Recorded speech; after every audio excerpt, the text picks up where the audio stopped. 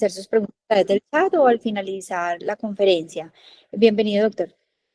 Hola, muy buenos días para todos. Muchas gracias, doctora, por la introducción. Y como efectivamente lo dice, es un tema que es muy frecuente en los servicios neonatales, entonces pues queríamos hacer como una revisión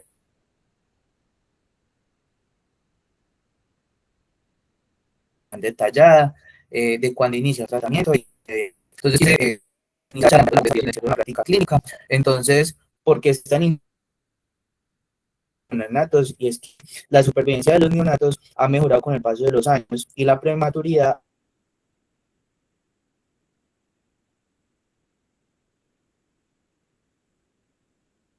aún se asocia significativamente después de la vía extrauterina inmediata es la dificultad para mantener como la presión arterial. Y esto se debe a que hay una inmadurez del sistema cardiovascular. Entonces, ¿por qué es importante hablar de hipertensión en neonatos? Es porque hay que tener un importante reconocimiento, evaluación y tratamiento, porque sigue siendo un desafío. Faltan unos datos normativos que nos sugieren sobre cuáles son los valores de presión arterial. Además, hay que tener en cuenta que esta población usualmente está excluida de ensayos clínicos.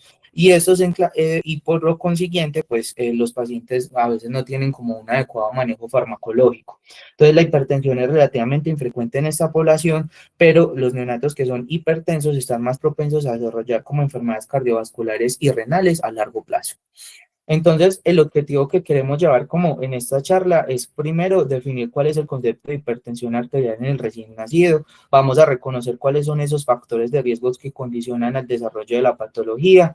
Vamos a hacer un abordaje inicial, pues para hacer como un enfoque y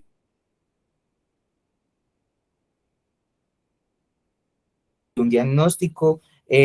Vamos a evaluar cuál es ese manejo farmacológico en nuestros pacientes. Acorde, vamos a ver cómo la patología.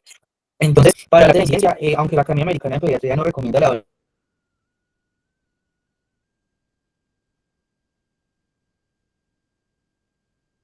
evaluación rutinaria de la presión arterial, pues en los neonatos que son a términos, la,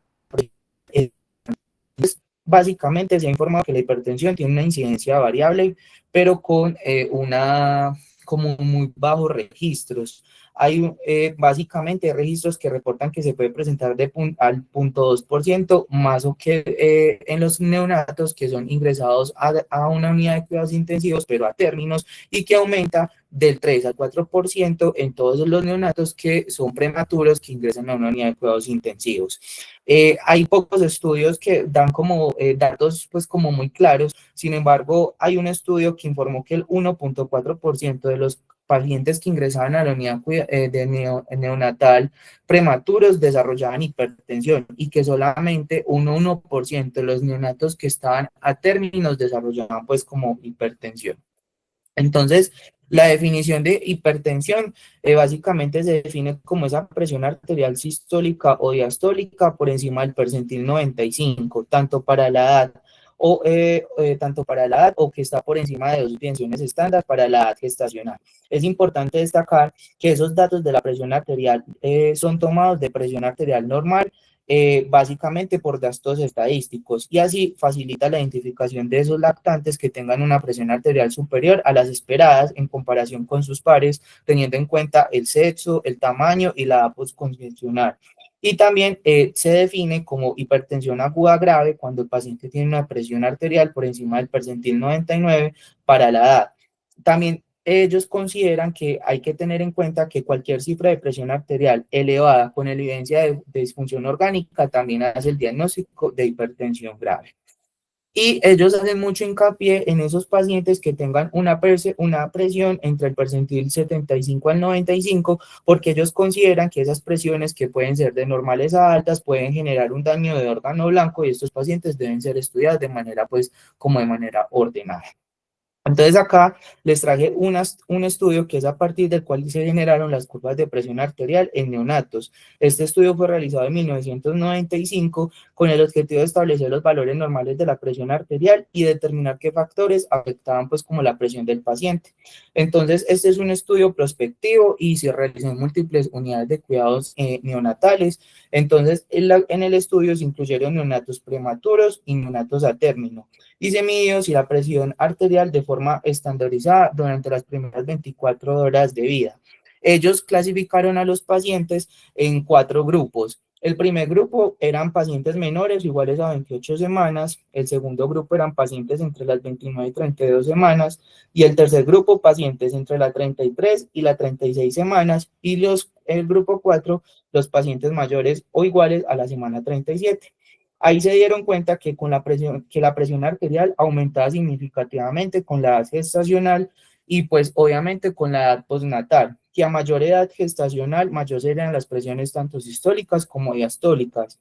Entonces, en esta tabla nos muestran aproximadamente cómo hay un aumento básicamente de la presión arterial entre el día 1 y 5 de vida en todos estos grupos. Y también tenían en cuenta que entre el día 6 al 90 también había como un aumento considerable de la misma. Entonces ellos lograron evidenciar que el aumento de la presión, tanto sistólica como diastólica, era aproximadamente más o menos entre 1 a 2 milímetros de mercurio por día en los primeros 5 días de vida, con un aumento menor en los siguientes, pues como 90 días. Entonces, ¿qué resultados fueron los que evaluaron en este estudio? Entonces, lo primero era, ellos lograron evaluar a partir de conocer cuáles eran los valores normales de la presión arterial y pues como se dieron cuenta, aumentaba esa presión según pues como el rango de edad. Entonces decía que aumentaba más o menos de 25 a 30 milímetros de mercurio en menores de 28 semanas, de 35 a 45 de 32 a 36 semanas y entre 50 a 56 milímetros de mercurio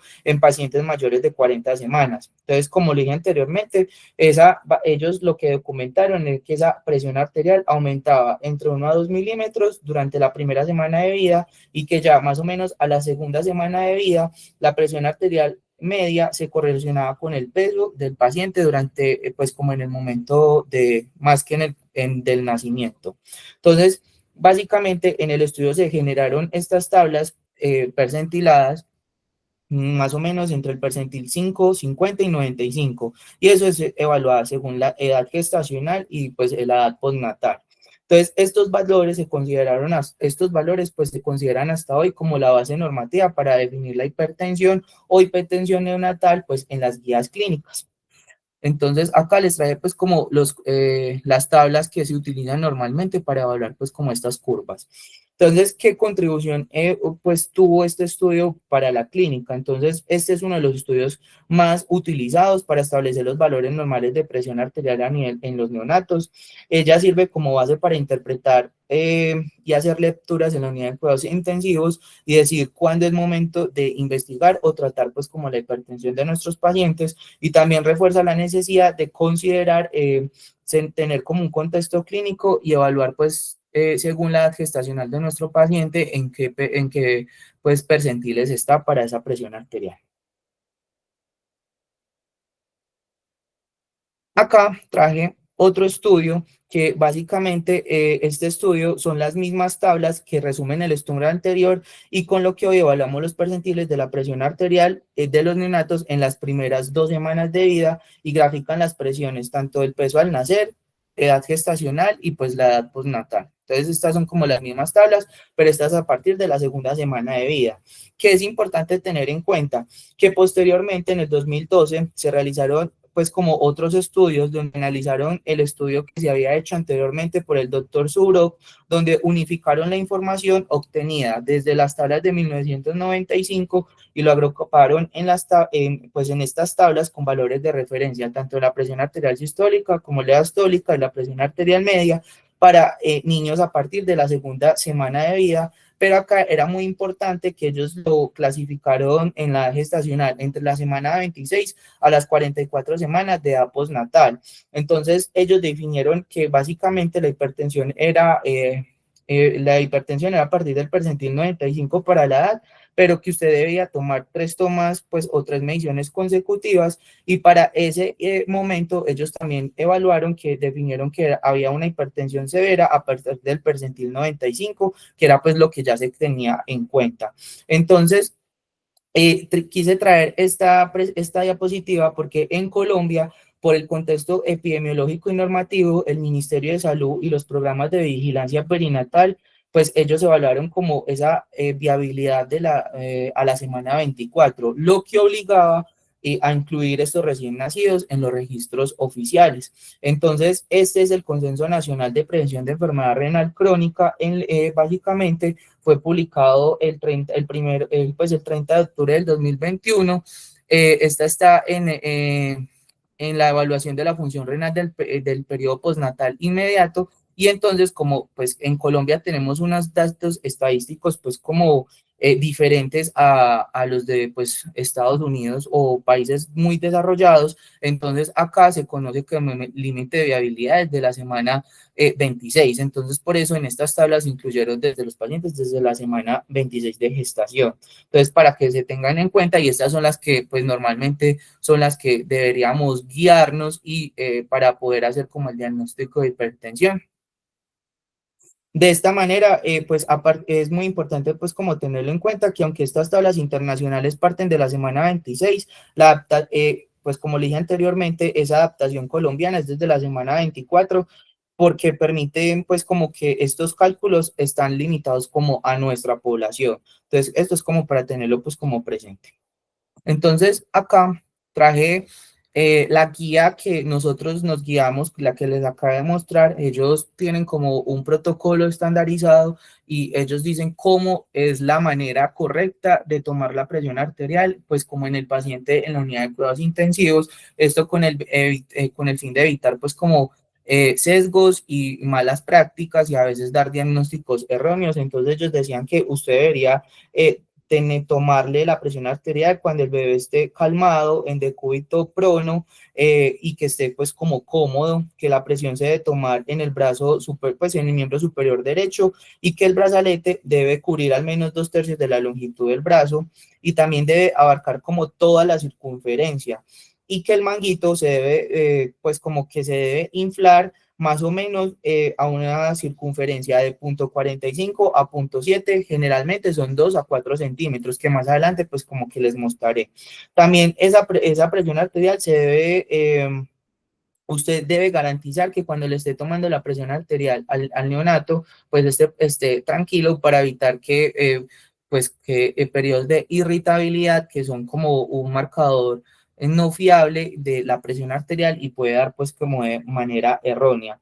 Entonces también, como le dije anteriormente, la presión arterial usted la debe medir si le da una toma pues como incorrecta, en tomarla en 3 tomas seriadas. Ellos dicen que debe hacer más o menos entre 1,5 horas después de la última, o pues básicamente si usted no tiene pues como el tiempo, usted puede hacer pues como 3 mediciones con intervalos de 2 minutos, y si la primera es elevada, usted debe hacer como un promedio entre las 2 segundas mediciones. Entonces ellos también decían que se considera hipertensión cuando la presión sistólica o diastólica es mayor, como ya le dije, en el percentil 95, pero que usted debe tener básicamente un porcentaje superior mayor del 30% de todas las tomas de la presión arterial mayor en esas 24 horas para usted decir que ese paciente pues como que tiene hipertensión. Entonces acá traje como otras tablas. Estas tablas se elaboraron exclusivamente para recién nacidos a término. Eso es muy importante porque sus valores hemodinámicos de estos pacientes pues están más estables y permiten establecer rangos de referencia confiables. Muy importante es que estos valores de referencia son derivados del informe del grupo del trabajo de la presión arterial que fue realizado en 1985 y recopiló pues como todos estos datos para poder crear como estas normas. Entonces, estas tablas que les traje anteriormente fueron creadas, como nos podemos dar cuenta, tanto para niños como para las niñas. Entonces, estas tablas básicamente se diferencian de las otras, sino que es porque son para pacientes que son a términos y sin comorbilidades. Entonces, estas guías decían que usted debería guiarse con estas tablas para los pacientes en la consulta externa, que pues salían de la UCI, tenían factores de riesgo, pero que ya estaban pues como en la casa, y usted podía pues como seguirlos, pues como pues hacerles un seguimiento oportuno.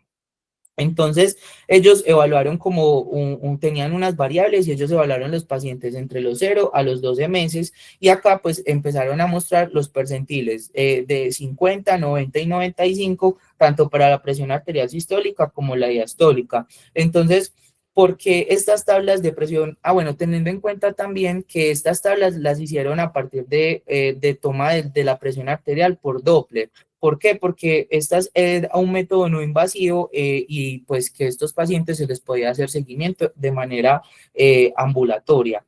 Entonces, básicamente, ellos decían que en fisiología eran que estos neonatos a término tenían una maduración cardiovascular pues como más completa, lo que les permitía como tener valores o unos datos más precisos de esa presión arterial, y que pues no tenían como otro sesgo, como que estaban irritables o que tenían otros factores estresantes que hacían que la presión arterial pues estuviera elevada.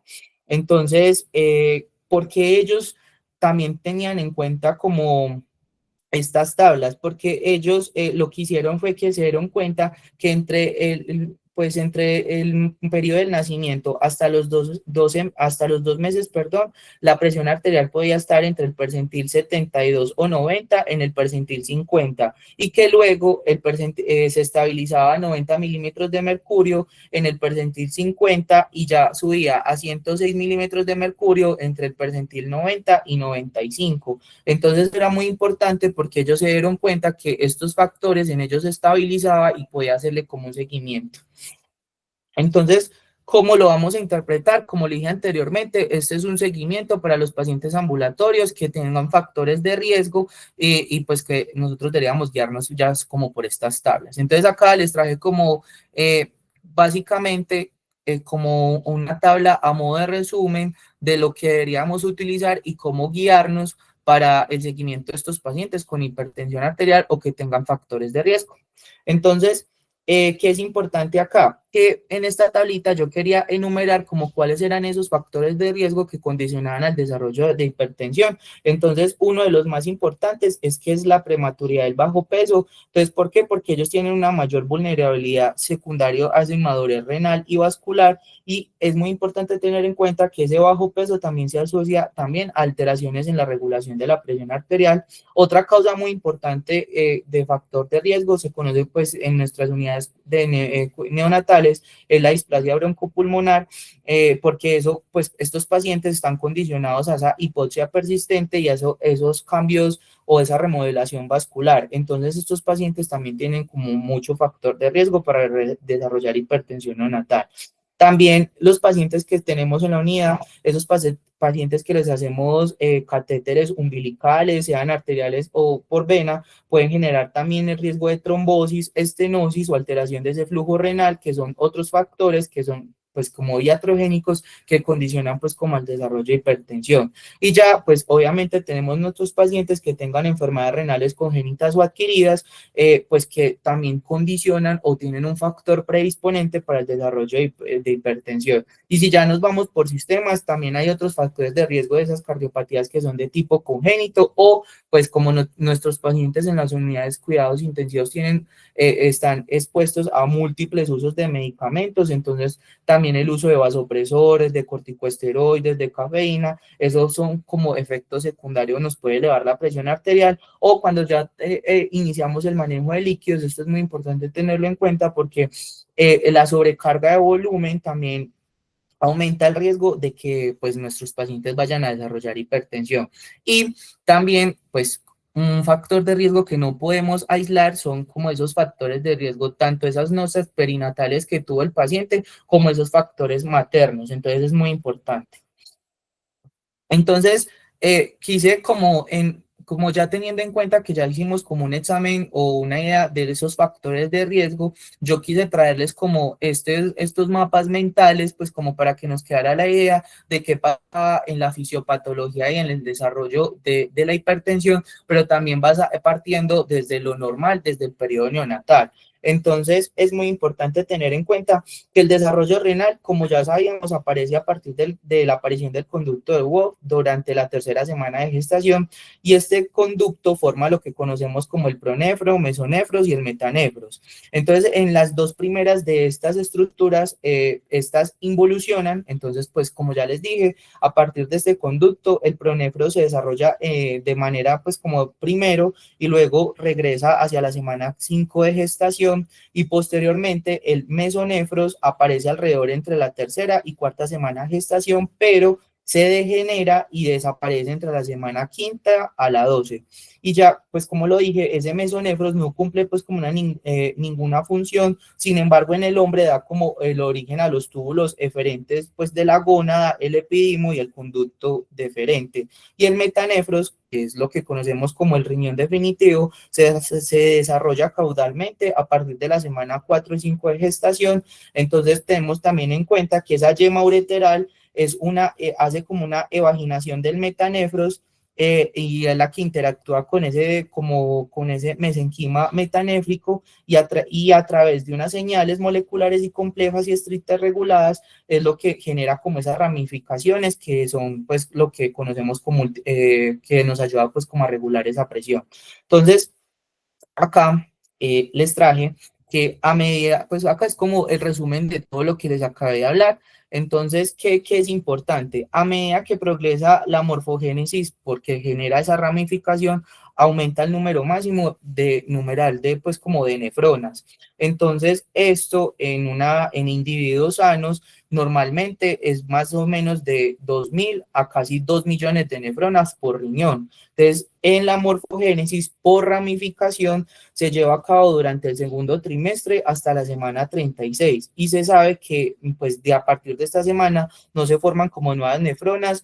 Entonces, por ejemplo, los pacientes que nacen prematuros antes de la semana 36 tienen un menor número de nefronas en comparación con los recién nacidos a término. Entonces, por ejemplo, en los pacientes que son prematuros, la nefrogénesis puede continuar hasta los 40 días después del nacimiento, pero pues esto puede ser un factor de riesgo que nos puede condicionar al desarrollo, pues como generar, progresar a una disfunción renal en la infancia. Entonces, por estos pacientes prematuros tienen mayor riesgo de desarrollar hipertensión en la edad, pues tanto en la infancia como en la edad adulta. Entonces, si nosotros, por ejemplo, tenemos un recién nacido que es nacido antes de la semana 24, pues un prematuro de 24 semanas, básicamente este paciente no alcanzaría de una manera óptima pues ese desarrollo como lo acabé pues de mencionar.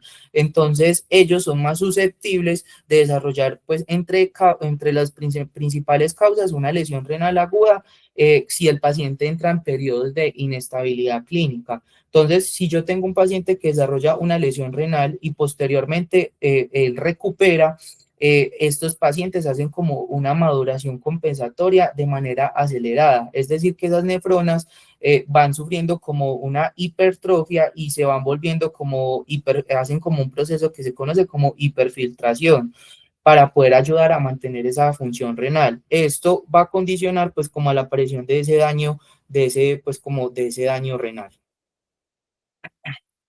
Y ya existen como otros factores, pues, que pasa cuando ese paciente ya nace. Entonces, ¿qué hay que tener en cuenta? Tras el parto, los riñones, pues, asumen como múltiples funciones antes cumplía, pues, como la placenta. Entonces, por ejemplo, la tasa de filtración glomerular, que, pues, ya lo que tenemos en cuenta es que corresponde a esa filtración a través del plasma, de la membrana glomerular, y el flujo sanguíneo renal, que es lo que mide ese flujo sanguíneo que va a llegar sangre al glomérulo, están íntimamente relacionados. Entonces, ese flujo sanguíneo renal determina principalmente la tasa de filtración glomerular, y la maduración de esa tasa de filtración glomerular también depende de ese flujo sanguíneo renal en el recién nacido. Entonces, si yo tengo un paciente que tiene un flujo sanguíneo pues renal que es insuficiente porque es secundario a que tiene vasos de pequeño calibre y tenga un número reducido de glomérulos, eso tiene un factor de riesgo y me va a condicionar a que me va a elevar esa resistencia vascular renal. Entonces, cuando yo nazco, pues perdón, cuando el neonato nace, ese flujo sanguíneo renal que está aumentado porque hay una, como lo dije anteriormente, una disminución de esa resistencia vascular, que esto ocurre en las primeras 24 horas de vida. Entonces, normalmente esto va a condicionar a que el paciente desarrolle otras complicaciones, entre ellas la hipertensión. Entonces, hay una fórmula que dice que ese flujo sanguíneo renal representa solamente el 3 al 7% del gasto cardíaco. Y este valor va aumentando el 10% durante la primera semana y alcanza más o menos en la del adulto, que es el 25%, alrededor de los 2 años. Entonces, mire que esto son factores que condicionan al desarrollo de hipertensión en nuestros pacientes prematuros. Ya acá, cuando pues ya tenemos en cuenta, cuando ya ese incremento de ese flujo sanguíneo renal es mediado por estos factores, también hay otros, pues hay algo que también me puede condicionar a que me altere pues como ese flujo sanguíneo renal, y entre ellos es como la angiotensina 2, que como sabemos es el vasoconstrictor principal, y existen otros factores como la vasopresina, la endotelina y también nuestro sistema nervioso simpático, que cumplen también estos roles de aumentar ese flujo sanguíneo renal. Entonces son factores que también van a condicionar a la aparición pues como del desarrollo de hipertensión en estos pacientes. También la literatura reporta que, por ejemplo, como sabemos, el óxido nítrico, que es un vasodilatador importante, también tiene pues como que contribuye junto con el péptido natriurético y las prostaglandinas a favorecer esa vasodilatación, y con esto garantizar pues como que haya mayor flujo a nivel pues como renal. Sin embargo, si el paciente no cumple como todo, pues tiene medicamentos o sustancias que impiden que estos factores favorezcan esa vasodilatación, o factores de riesgo como le dije anteriormente, pues van a desarrollar o me condicionan al desarrollo pues como de la patología. Y pues eso nos damos cuenta que en la unidad de cuidados intensivos pues nuestros pacientes siempre están expuestos, por ejemplo, cuando tengan ductus a ese cierre farmacológico. Entonces esto también va a condicionar a que estos pacientes vayan a desarrollar pues como hipertensión. Ahora, ¿qué hay que tener en cuenta?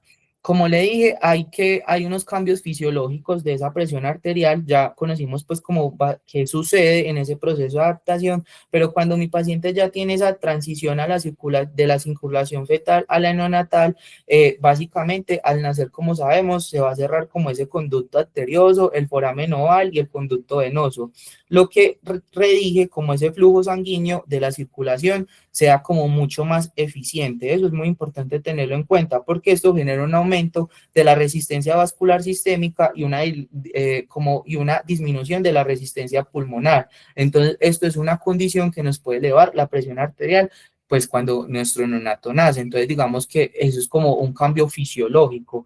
También en ese cambio fisiológico también hay una maduración pues como del miocardio, y es que normalmente pues como el corazón del neonato, especialmente el ventrículo izquierdo, mejora su contractibilidad en los primeros días. Entonces, esto les permite tener como un mayor gasto cardíaco, que esto es lo que va a contribuir a un aumento progresivo como de la presión arterial. Y también hay que tener en cuenta que hay una adaptación renal y un volumen intravascular. Entonces, básicamente, en este proceso, el riñón comienza a regular el volumen y la presión mediante el sistema renina-angiotensina-aldosterona. Entonces, en los primeros días hay una diuresis fisiológica que reduce el exceso de líquido fetal, y esto pues es muy importante porque eso ayuda a controlar como el volumen circulante. Y pues estos son los factores que hay que tener en cuenta durante la primera semana, que pueden condicionar a que nuestros pacientes tengan una presión arterial elevada, pero esto tiene que ver más como las condiciones fisiológicas que pasan. Entonces, esta es como una imagen que básicamente lo que quería expresar era que, como la imagen lo muestra, la presión arterial neonatal no solamente depende de la edad pues cronológica del paciente, sino también se debe a una maduración fisiológica que se va a ver reflejada en la edad postnatal. Entonces, esos recién nacidos que son a términos, hay que tenerles en cuenta que tienen menos factores de riesgo, o sus cambios fisiológicos suelen normalizarse o suelen estar mucho mejor que los pacientes prematuros. Entonces, en esta imagen Me pareció muy bonita, pues porque es como muy representativa de cuáles son esas causas etiológicas que me condicionan a la aparición o al desarrollo de hipertensión, teniendo en cuenta pues como todos estos cambios que les hablé pues como fisiológicos y ese proceso de adaptación. Entonces, acá pues como lo podemos ver, hay múltiples causas que me pueden condicionar al desarrollo de hipertensión. Entre ellas, pues como ya lo sabemos, nuestros pacientes en la unidad de cuidados intensivos están expuestos a múltiples medicamentos, entre ellos los más comunes, como lo dijimos, los esteroides, la cafeína, o pues hay que tener en cuenta que nuestros pacientes muchas veces tienen antecedentes de madres consumidoras de sustancias psicoactivas, entre ellas el consumo de cocaína. Entonces, estos son factores que me van a condicionar a aumentar la presión arterial, y fisiológicamente es que ellos activan ese tono simpático como anteriormente lo había hablado. Esto me altera el equilibrio de líquidos y electrolitos, y pues en condición me aumenta pues como la presión arterial. Hay unas causas renovasculares que acá las podemos ver, hay múltiples causas, pero los más importantes o los que pues como que debemos pensar siempre es que hayan trombos renales, estenosis de la arteria renal o pacientes con coartación de aorta. Y es que básicamente, pues ahorita lo voy a hablar, pero a grosso modo, cuando hay una disminución de esa perfusión renal, se va a activar ese sistema renina-angiotensina-aldosterona, eso va a generar una vasoconstricción, va a aumentar, pues aumenta la reabsorción de sodio, y eso va a aumentar la presión arterial. Hay otras causas importantes que son esas enfermedades que afectan el parenquima renal. Entonces hay unas causas que pueden ser congénitas y unas adquiridas. Entonces las congénitas es cuando un paciente tenga hipoplasia renal, una displasia renal, pacientes que tengan obstrucción, o causas adquiridas, esos pacientes que desarrollan, por ejemplo, necrosis a nivel tubular, o por ejemplo un paciente que pueda desarrollar un síndrome hemolítico urémico, ¿cierto? Y básicamente es que en esas causas del parenquima renal hay un daño renal directo, eso genera una alteración tanto en la excreción como de sodio y de agua, me activa el sistema renina-angiotensina-aldosterona, y eso me aumenta la presión arterial. También hay causas de tipo neurológico, entonces nuestros pacientes básicamente pueden, pues, la convulsión, los hematomas, el dolor, la hipertensión endocranial, son factores que me condicionan también al desarrollo de hipertensión. Hay causas pulmonares, la más infrecuente que les mencioné anteriormente es la displasia broncopulmonar, o también el desarrollo de neumotoras. Y ya, pues, si nos vamos de manera juiciosos por sistema, también hay causas cardíacas, como le dije anteriormente, esa coartación de aorta es muy importante, y ya hay causas, pues, como endocrinas y causas misceláneas. En las causas endocrinas, muy importante mencionar la hiperplasia suprarrenal congénita, el hiperaldosteroidismo o el hipertiroidismo, son causas también de hipertensión en neonatos. Y ya lo que se menciona acá, que son las misceláneas, básicamente son pacientes que están expuestos a nutrición parenteral, pacientes que están en terapia ECMO, pacientes que han sido asfixiados, pacientes con sobrecarga de líquidos. Estos porque es lo que condiciona es que hay una alteración hemodinámica, eso genera un aumento del volumen circulante o un estrés fisiológico, y eso me genera un aumento de la presión arterial. Entonces es muy importante.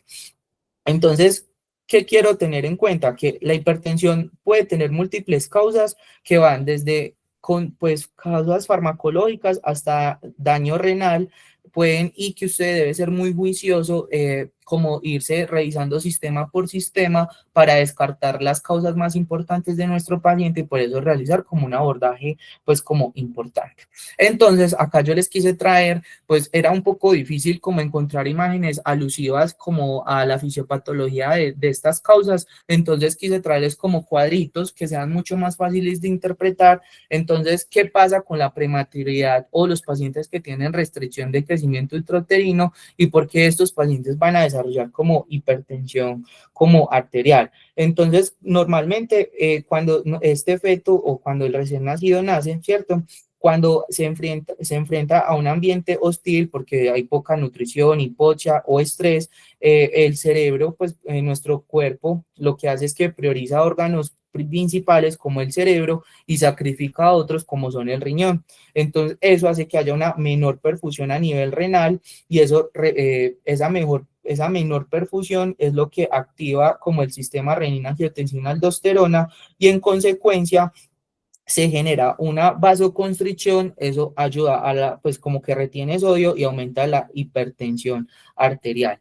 Y en la disminución, pues como de las nefronas, entonces como ya sabemos, la prematuridad que es asociado, por ejemplo, a esos pacientes que tengan RICU, hace que ese riñón tenga una pues menor cantidad de nefronas, es decir, que sean menos funcionales, o sea, como la literatura describe que haya como el 60% del desarrollo renal ocurre más o menos en el tercer trimestre. Entonces, si los pacientes prematuros nacen con 30 al 40% menos de esas 30, de esas nefronas anteriormente, entonces eso condiciona o es un factor que me va a condicionar al desarrollo pues, pues del desarrollo de la hipertensión. Entonces, ¿qué pasa cuando nosotros tenemos menos nefronas? Como le dije anteriormente, mi riñón empieza para mantener esa filtración, entonces genera como mayor hiperfiltración, eso aumenta la presión intraglomerular y ese aumento de la presión intraglomerular es lo que hace que más adelante vaya al desarrollo pues como de la hipertensión en nuestros pacientes.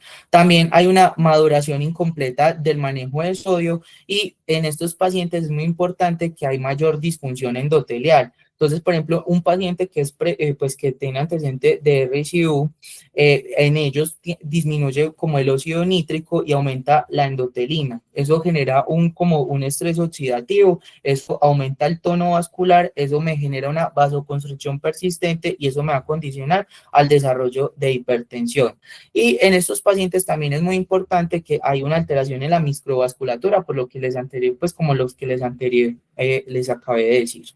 Entonces, ¿cómo clínicamente lo vamos a ver? Entonces, estos recién nacidos pueden presentar hipertensión sostenida, ellos tienen una mala tolerancia como a los cambios o al volumen, es muy importante.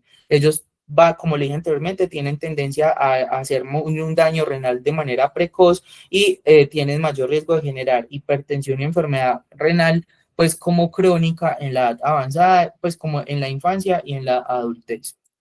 Ya existen otras causas, como lo dije, el ser prematuro y el uso de esteroides, y es que normalmente durante los 7 primeros días después del nacimiento puede haber una disminución de la filtración glomerular y un aumento de la angiotensina 1, perdón, de la angiotensina 2.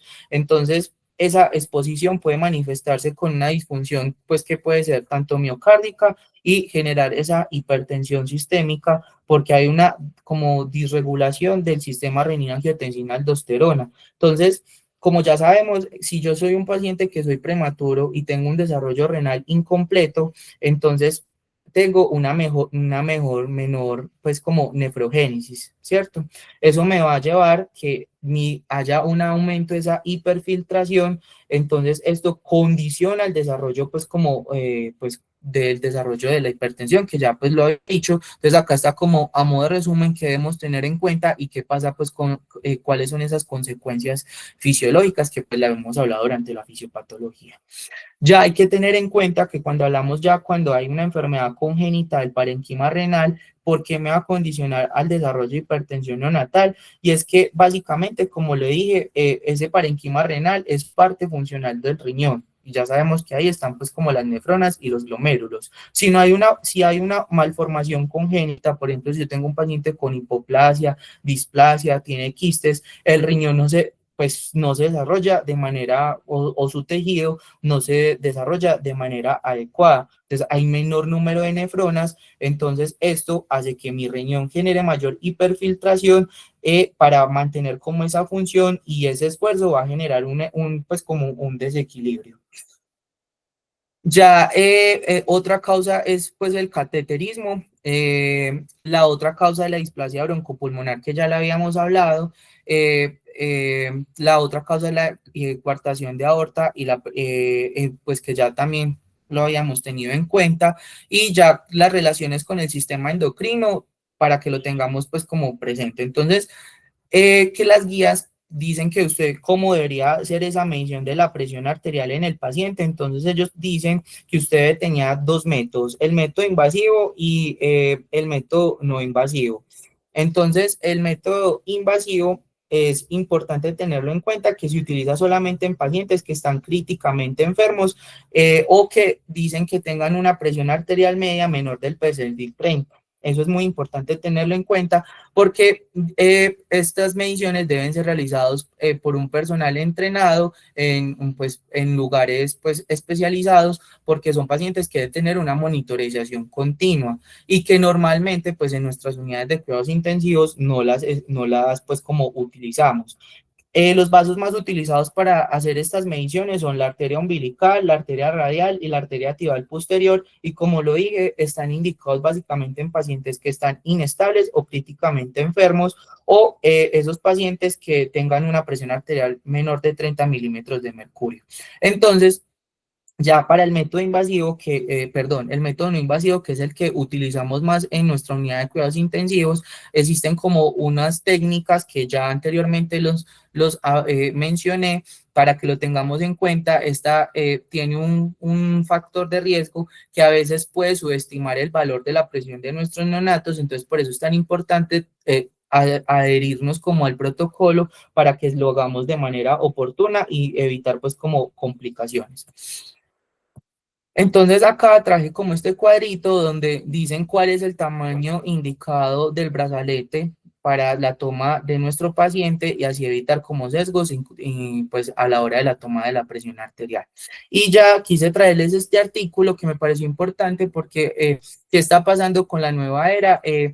Las guías recomiendan que está saliendo que hay una nueva método de no invasivo que es de la toma de la presión arterial por medio de la inteligencia artificial. Sin embargo, no hay estudios que todavía avalen esto y dice que usted debería tomarlo con otros métodos indirectos, es decir, midiéndole con el electrocardiograma, con la frecuencia cardíaca y otras características, pero esto debe condicionarse a pacientes que están estables. Entonces, pues me parece importante traerlo como para que sepan que la inteligencia artificial está como empezando a hacer piquitos acá, pero todavía no se saca un consenso establecido.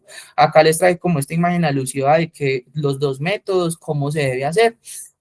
En cuanto a la clínica, de acuerdo al sistema que esté afectado, pues nosotros debemos hacer un abordaje, ¿cierto? Hay pacientes que suelen estar asintomáticos, estar hipertensos y otros pacientes que por otras causas pueden ser hipertensos. Entonces usted debe ser como muy juicioso. Entonces la literatura lo divide como en síntomas inespecíficos, graves o ya que usted tiene que evaluar esa parte neurológica y evaluar esos hallazgos importantes a la exploración renal. Entonces evaluar si el paciente tiene hematuria, proteinuria, estado ligúrico o estado poliúrico, o si su paciente tuvo antecedente una lesión renal. Son factores que usted debe condicionar o averiguar durante la exploración. Entonces acá les traje este cuadrito porque usted debe hacer énfasis tanto para evaluar esos factores de riesgo, los antecedentes maternos, evaluar esas comorbilidades y esa exposición pues como a los medicamentos o procedimientos que haya tenido nuestro paciente que condiciona el desarrollo pues como de la hipertensión.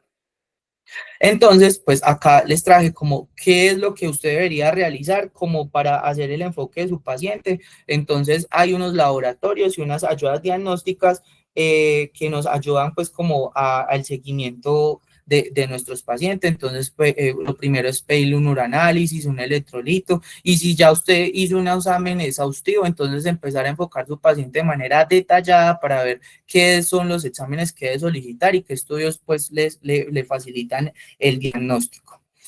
Entonces acá les traje las tablas. Estas tablas son las que normalmente se utilizan en todas las unidades de cuidados intensivos, que nos orientan cuáles son los percentiles de la hipertensión y qué debemos hacer pues como en el paciente. Entonces ellos lo dividen en hipertensión leve, hipertensión moderada y severa. La leve ellos lo clasifican entre el percentil 95 y 99, pero no hay un daño de órgano. Entonces en ellos, si el neonato es sano, solamente usted lo deja en observación. Y si el paciente está hospitalizado o tiene una lesión o antecedente de algún daño a nivel renal, entonces usted sí debe considerar tratamiento.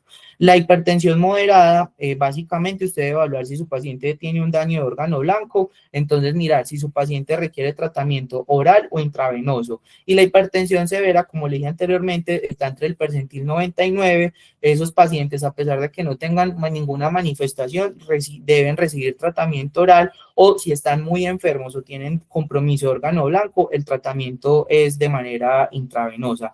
Y ya ellos definen hipertensión, emergencia hipertensiva, cuando tienen una presión arterial entre mayor a 120. . . . . . . . . . . . . . . . . . . . . . . . . . . . . . . . . . . . . . . . . . . . . . . . . . .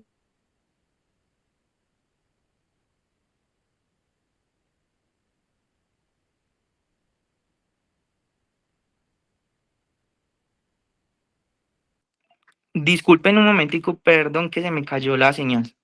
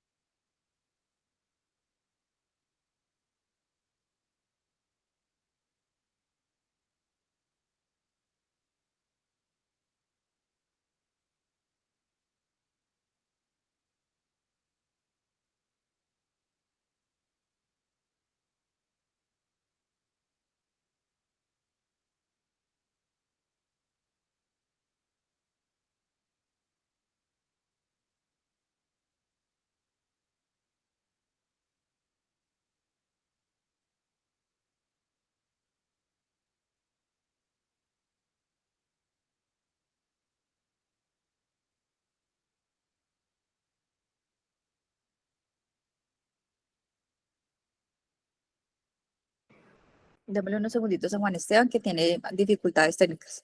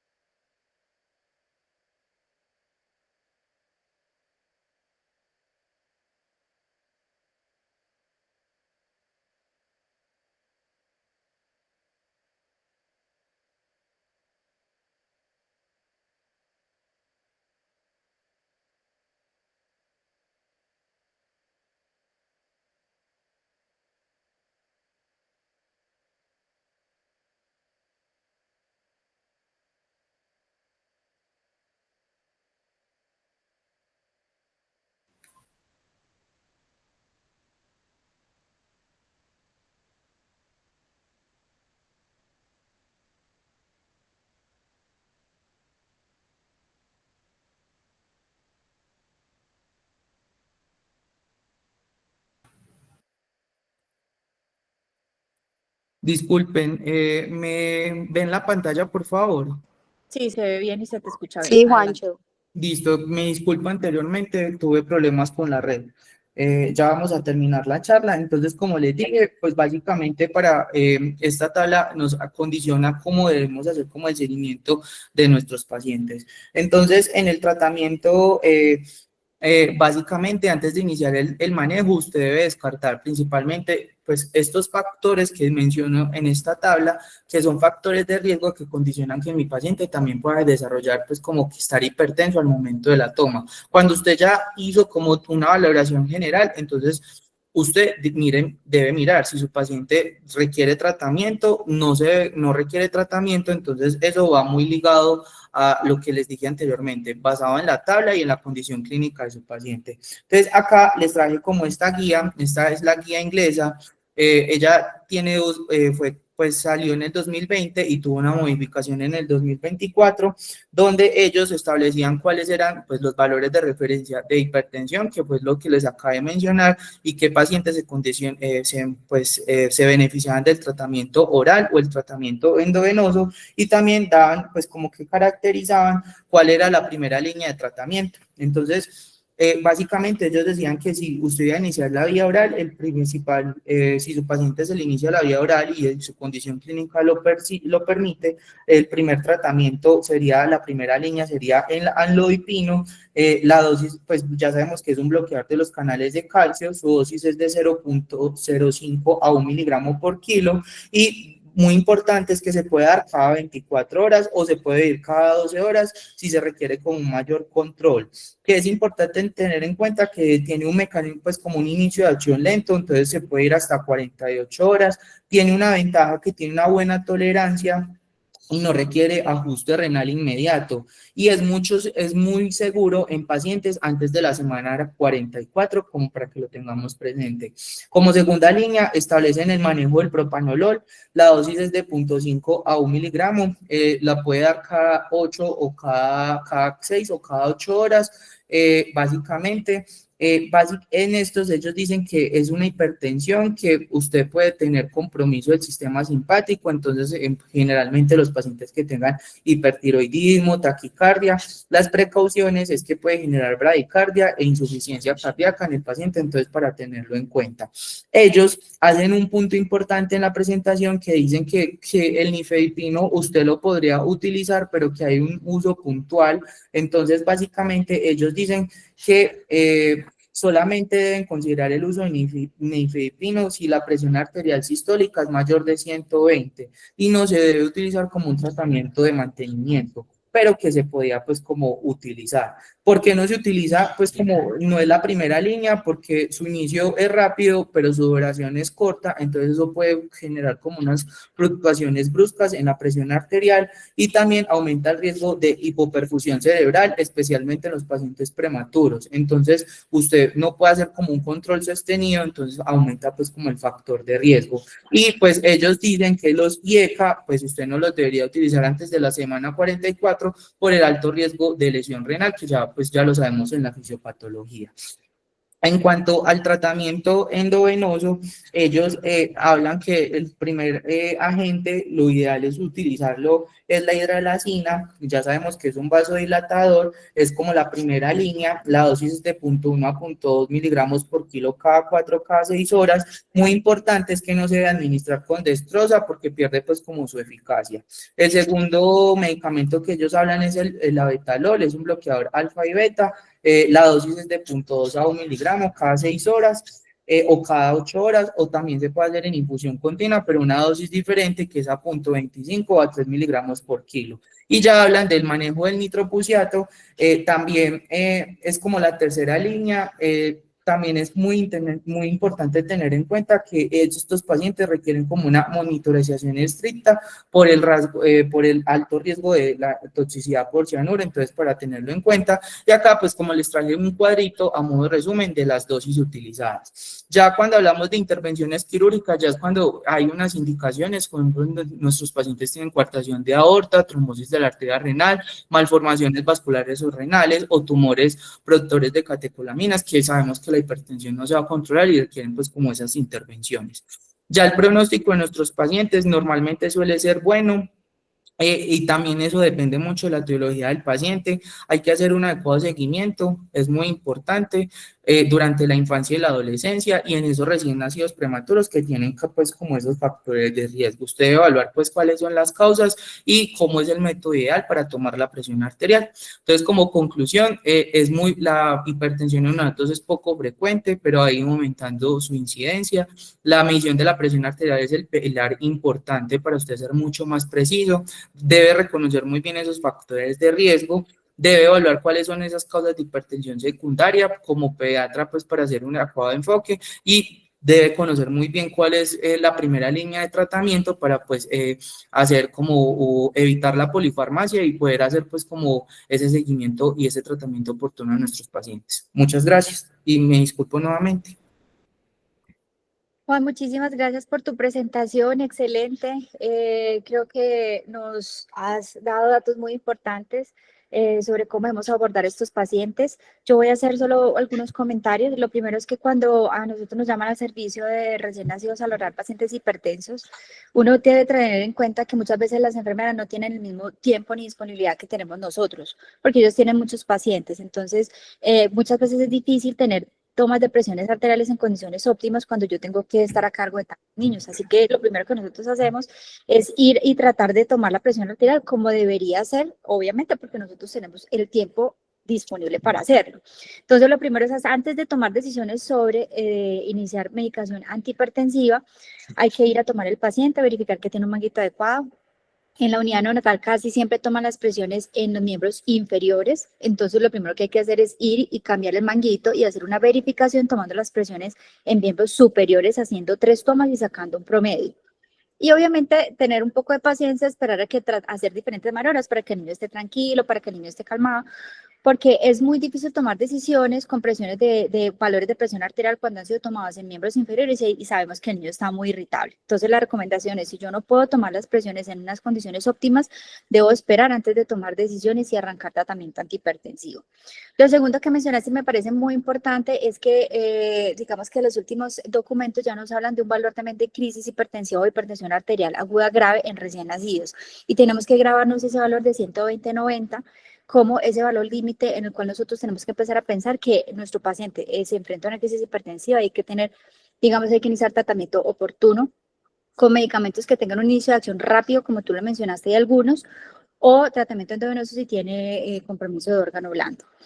Con respecto a los tratamientos, la hidralacina nosotros no la tenemos disponible en Colombia, hace mucho tiempo sí, pero ya en este momento no la tenemos disponible, solamente tenemos la betalol y el nitroprusato como medicamentos endovenosos. Si buscamos utilizar medicamentos de inicio de acción rápida, tenemos el nifedipino, como tú bien lo mencionaste, la prazosina, que es como el hermanito de la hidralacina, básicamente, o el minoxidil incluso, ¿cierto? Cuando hablamos de necesidad de bajar rápidamente la presión. Pero nuestro medicamento de primera línea debería ser siempre entonces los calcioantagonistas, entre ellos el amlodipino para el manejo del paciente como tal crónico que no necesita una disminución rápida de los valores de presión arterial. Hay dos medicamentos que no mencionas y yo te quería preguntar. ¿Qué piensas tú sobre el uso de hidroclorotiazida y el uso de cloridina? ¿En qué pacientes crees tú dentro del grupo de recién nacidos que se beneficiarían de recibir hidrocloro o clonidina? Y La clonidina, pues. hidroclor- la hidroclorotiazida, pues en los pacientes con displásicos. Muy bien, exacto, con displasia broncopulmonar y que además tengan hipertensión arterial, ¿cierto? Porque el paciente Eh, displásico tiene Ajá. hipoxemia crónica, eso hace que aumente el tono vascular, pero al mismo tiempo entonces hacen retención de sodio y es un medicamento que se puede utilizar entonces para tratar tanto la displasia como para tratar tanto la hipertensión. ¿Y la clonidina en quién?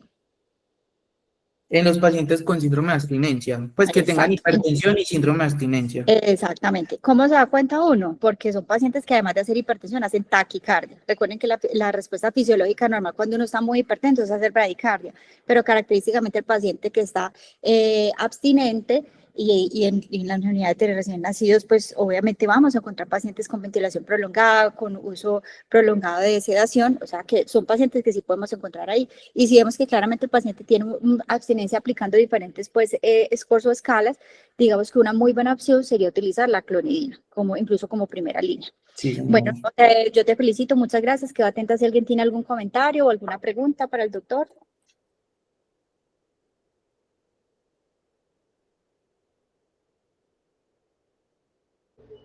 Hola, hola, Juanes, buenos días.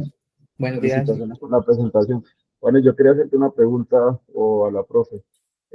Teniendo en cuenta lo que mencionabas, que existían pues, múltiples factores de riesgo ahí relacionados en los pacientes neonatales, y una vez que se corrigen esos factores de riesgo, sacando, excluyendo a los pacientes que tienen una causa de su enfermedad, ya sea congénita o cardíaca, a esos otros pacientes a cuales se les decide hacer como un seguimiento a largo plazo, evaluando pues el riesgo de que puedan desarrollar hipertensión en un futuro.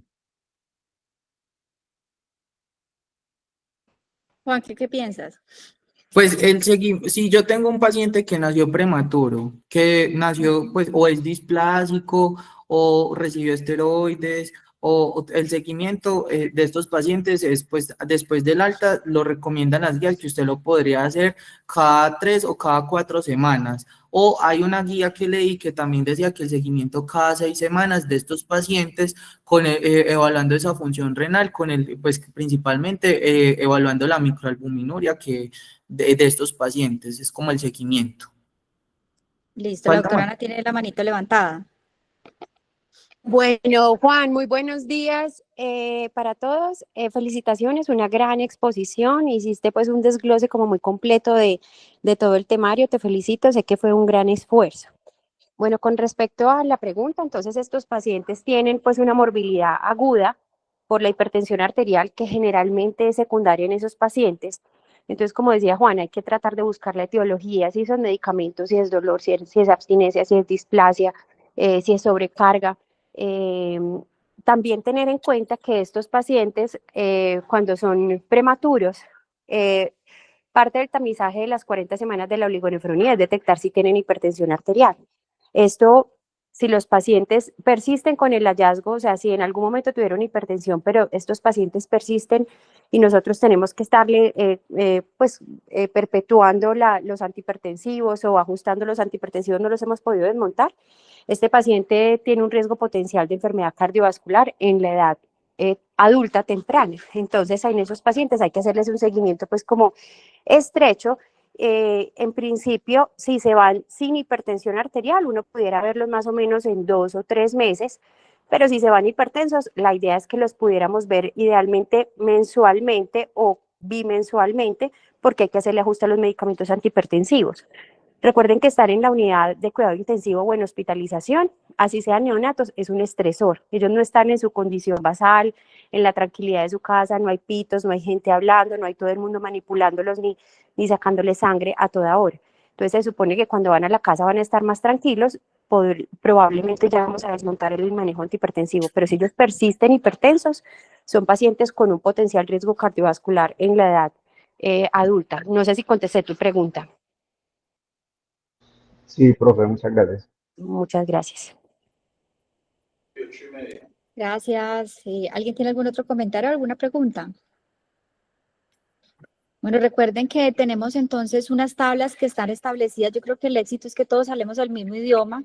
No hay que aprenderse los valores, pero sí, digamos que con la tecnología que tenemos ahora disponible se puede tener estos valores fácilmente en el celular, de tal forma que todos manejemos los mismos valores de normalidad para los pacientes, así evitemos el sobrediagnóstico de hipertensión. Entonces, hay unas tablas para prematuros y unas tablas para recién nacidos a términos. Vamos a intentar de pronto imprimirlos y de pronto pegarlos en alguna parte muy visible para las enfermeras en las UCI neonatales. ¿Listo? Perfecto. Sí, muy Bueno, buena idea. si no hay ningún otro comentario, les agradezco muchísimo su participación y que tengan un feliz día. Muchas gracias, que estén muy bien. Muchas gracias. Muchas gracias.